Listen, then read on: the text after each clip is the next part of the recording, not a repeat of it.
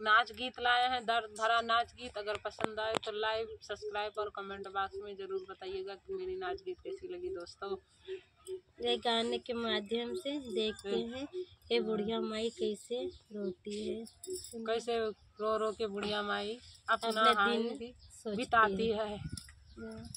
बैठे बैठे रोए बुढ़िया माई, दिन से वराई।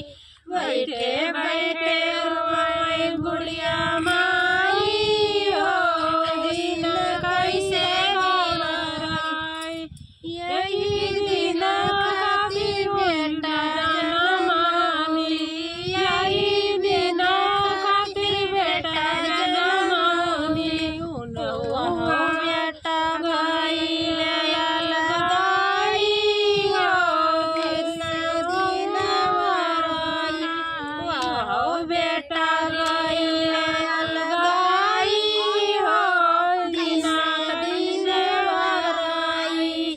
बैठे बैठे रोए बुढ़िया माई, दिन कैसे वराई।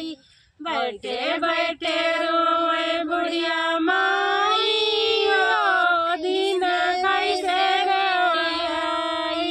यही दिन खातिर बेटा जनम मिली, यही दिन खातिर बेटा जनम मिली। बेटी माई पराई, कैसे दिन वराई। बेटी माई पराई, कैसे दिन वराई। बैठे बैठे रोए बुढ़िया